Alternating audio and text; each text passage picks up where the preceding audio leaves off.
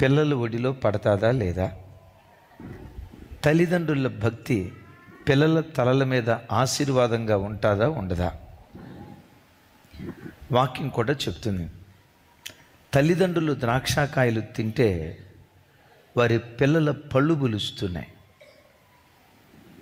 ద్రాక్షకాయలు తింది ఎవరు? తల్లిదండ్రులు. ఎవరి పళ్ళు బులవాలి? ఎవడు ద్రాక్షకాయలు తిన్నాడో వాడి పళ్ళు పులవాలి. కానీ దేవుని వాక్యం ఏమంటుందంటే, తల్లి తండ్రి ద్రాక్షకాయలు తింటే వారి పిల్లల పళ్ళు పులుస్తాయి వాక్యం అంటుంది. ఈ వాక్యం వింటున్న దైవజనమా, దేవుడు నీకు ఇచ్చిన ఆయుష్ కాలంలో నువ్వు భక్తిగా బ్రతికి నీ పిల్లలకు నువ్వు కోట్ల రూపాయల ఆస్తి సంపాదించి పెట్టలేకపోయినా నువ్వు చనిపోయేటప్పుడు నీ పిల్లల ఒడిలో నీ భక్తిని ఆశీర్వాదంగా వారి ఒడిలో వేస్తే 1000 తరాల వరకు నీ పిల్లల పిల్లలు ఆ భక్తి ఆశీర్వాదాన్ని అనుభవిస్తూ ఉంటారట. ఎన్ని తరాలు? మిమ్మల్ని ఒక మాట అడుగుతా, మనం ఎన్ని తరాలు బ్రతుకుతాం? అమ్మ 4 తరాలు అంటే గ్యారెంటీయా?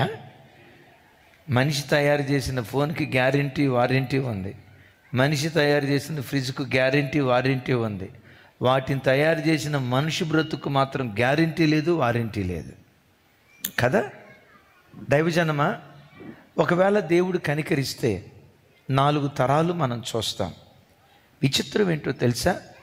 దేవుడు నీకు ఇచ్చిన ఈ చిన్న జీవితంలో నువ్వు భక్తిగా బ్రతికి నీ జీవిత యాత్ర ముగించిన తర్వాత నీ భక్తి ఆశీర్వాదం 1000 తరాల వరకు నీ పిల్లల పిల్లలు నీ పిల్లల పిల్లలు అనుభవిస్తారు.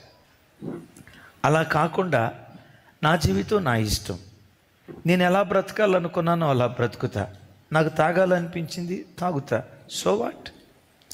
నాకు తిరగాలనిపించింది తిరుగుతా, సో వాట్? నాకు గర్ల్ ఫ్రెండ్ మెయింటైన్ చేయాలనిపించింది చేస్తా, సో వాట్? నాకు బాయ్ ఫ్రెండ్ మెయింటైన్ చేయాలనిపించింది, నన్ను అడిగే తల్లిదండ్రులు లేరు, నన్ను క్వశ్చన్ చేసేవాడు లేడు, నా లైఫ్ నా ఇష్టం అని నీ ఇష్టానుసారంగా నువ్వు బ్రతికితే బాధ ఏంటో తెలుసా? నీ పాప ఫలం నీ పిల్లల ఒడిలో పడి 4 తరాల వరకు పిల్లల పిల్లల ఒడిలో ఆ పాప ఫలం పడుతున్నట్లుగా దేవుని యొక్క వాక్యంలో రాయబడి ఉంది. విలాప వాక్యాల్లో ఇశ్రాయేలు ప్రజలు చెరలోకి వెళ్ళిపోయిన తర్వాత ఇలా ఏడుస్తూ వాళ్ళు ఈ మాట అంటారు. విలాప వాక్యాలు చూడండి, విలాప వాక్యాలు అందరు మీ బైబిల్ తెరిచి చూడండి. ఆ మాట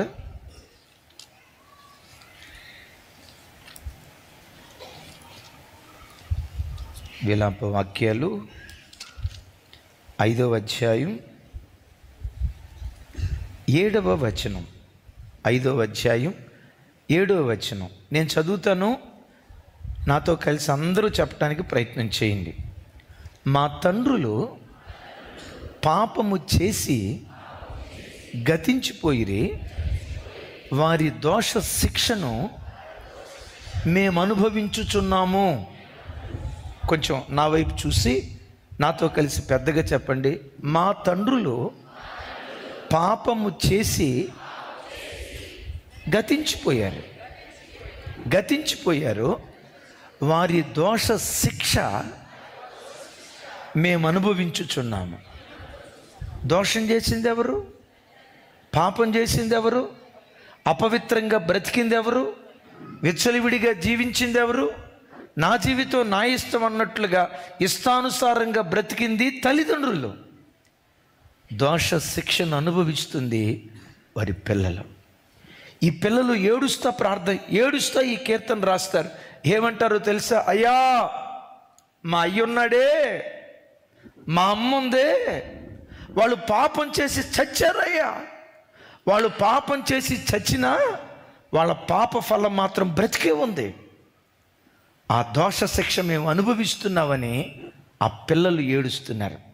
తల్లి తండ్రి నా వైపు చూడు, నీ పిల్లలు నిన్ను గూర్చి అలా ఏడవకూడదు. మా నాన్న తాగుబోతుడిగా బ్రతికి తాగుబోతుడిగా తిరిగి వాడి పాపపు శాపం నా ఒడిలో పడింది. నీ కొడుకు నీ కూతురు ఆ మాట అనకూడదు.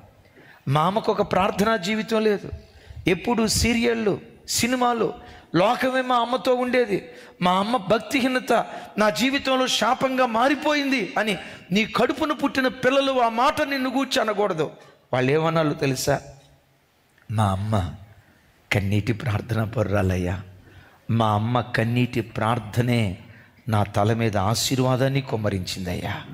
మా నాన్న మంచి భక్తి కలిగినోడయ్యా, కూర్చున్నా లేచిన దేవుడు దేవుడు దేవుడని దేవుడనే ప్రపంచంలో బ్రతికేవాడయ్యా. మా నాన్న భక్తే నా తల పైకెత్తబట్టడానికి కారణమైందని నువ్వు చనిపోయిన తర్వాత కూడా, తమ్ముడా నా వైపు చూడు, నువ్వు చనిపోయిన తర్వాత కూడా నీ కడుపున పుట్టిన నీ పిల్లలు నిన్ను గూర్చి ఈ మాట అందురుగాక.